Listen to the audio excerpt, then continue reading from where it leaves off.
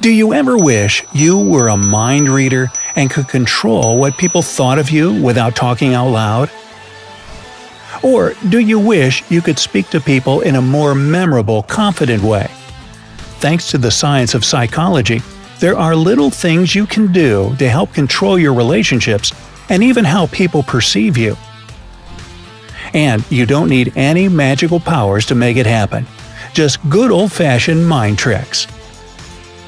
Let's count it down from number 10. Find out if someone is secretly looking at you.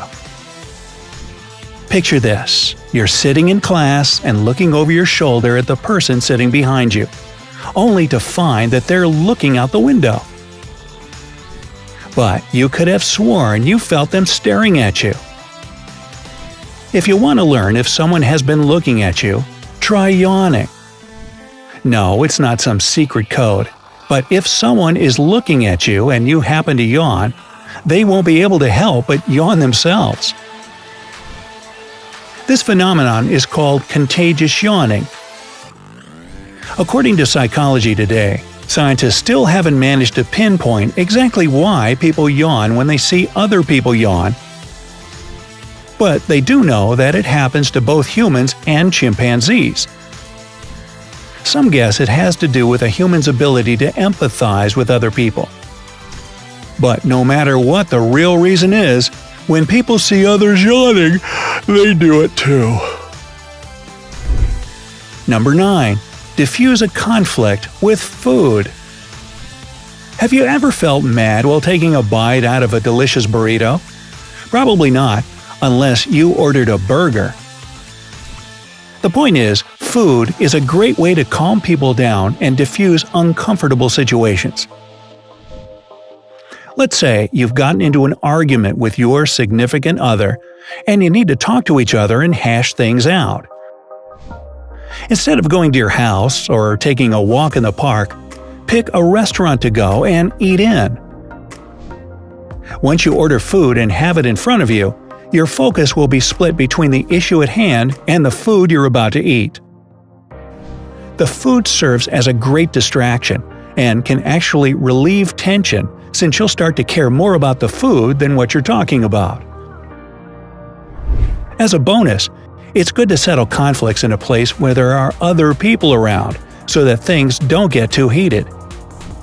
There's nothing more embarrassing than shouting at each other in the middle of a nice restaurant. Even if you're on an awkward first date with someone and not fighting, food can serve as a great icebreaker. Focusing on that chicken on your plate is way more comfortable than gazing into a stranger's eyes all night. Number 8. Get someone to tell you more. They say that silence is golden, and when it comes to getting someone to spill the beans, it's a winning ticket. If you're in a conversation with someone and aren't getting the deep, well-thought-out answers you were hoping for, try staying silent while they speak. After you ask the person a question, stop talking and let them answer. When there's silence, the other person is more likely to talk and fill the gap, and will probably say more than they would if you were to interject. Number 7. Make yourself memorable in job interviews. Do you get stressed out during job interviews? Perhaps you're worried you won't stand out enough to accompany interviewing tons of people.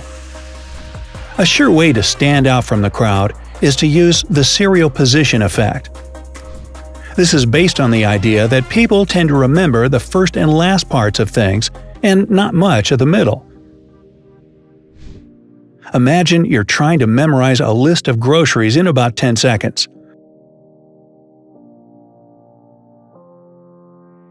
You're likely to remember the first few and the last couple, but not much of what was in the middle. You tend to remember the beginnings and ends of things.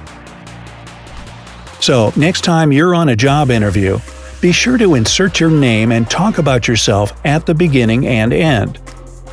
And if all else fails, you can always wear a weird hat. That can usually jog a memory. Hey, just kidding, don't do that. Number 6. Form stronger bonds with people. Do you remember feeling close to your teammates back on the soccer or baseball team in grade school? That's because being active with someone can help you form stronger bonds more quickly. So, if you're in a new relationship or starting a friendship with someone, instead of going to the movies or out to eat, try doing an activity together that can get your blood pumping. Perhaps rock climbing or even an amusement park. When you get your adrenaline going and blood pumping, your body releases endorphins. This then puts you in a better mood and makes you more enthusiastic about whatever you're doing, in this case, getting to know someone. 5. Control people's assumptions about you. First impressions are a big deal. Whether you're meeting new people at a party or introducing yourself to your future boss. But there's a way you can actually control a stranger's first assumptions about you. While you're talking and getting to know each other, try to point out something you both have in common. Maybe you grew up in the same town, or you both have the same alma mater. By doing this, the person you're speaking to will base their assumptions off this commonality. Since it's related to them, their assumptions of you will be more positive. This is known as the halo effect. While this requires a bit of effort in the conversational skills department, it's a lot better than shouting, like me, at someone you just met. Number 4. Make someone feel like they're important. There are a couple of ways to do this. Be sure to use their name when you're first speaking to them. When you meet someone for the first time at a party or work event, say their name right after they introduce yourself. Hi Jill, nice to meet you. Now continue to use their name as you carry on a conversation. This will make them feel like you're engaged in a conversation with them and in turn will make them feel important. Another way to help someone feel like they're special is by using the paraphrasing technique while you're speaking back to them. For example, if your friend tells you that she went shopping but the market was all out of the type of bread she was looking for, repeat back, "Wow, they didn't even carry that kind of bread?" Paraphrasing what they just said back to them lets them realize you're really listening to what they're saying. 3. Get someone to help you do something. Sometimes you need to ask friends or family members for a favor. But these favors aren't always fun, which makes their willingness to help you less likely. Say you need someone to feed your cat for a couple of days while you're out of town. Instead of asking the person point blank if they can help, pose a false dilemma. Say something like, "Hey, would it be better for you to come over and feed Mr. Whiskers in the early morning or evening?" The person will likely choose whichever time is easier, and they never had the chance to say, "No, I can't." Number 2. Get people to believe in you. If I said, "Hey, I think this next psychology trick is really effective. Would you believe me?" How about if I said, "This next psychology trick is really effective. Did you trust what I was saying more the second time?"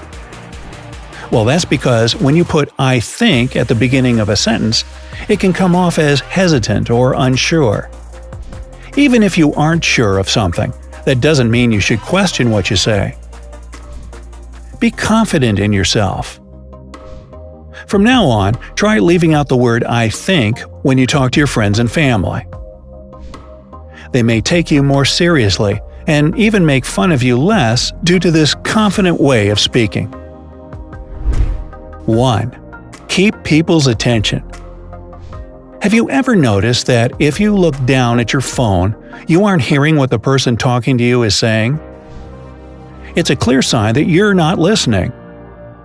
For people to pay attention to what you're saying, keep direct eye contact with them while you're talking. You'll see that your conversations will start becoming better and more engaging when you do this. Keeping eye contact with someone can actually convince the person you're conversing with to believe what you're saying. This gives you some dominance in the conversation.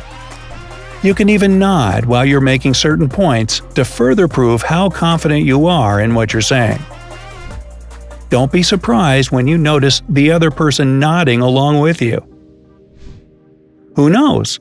This technique may even help you change someone's opinion about something.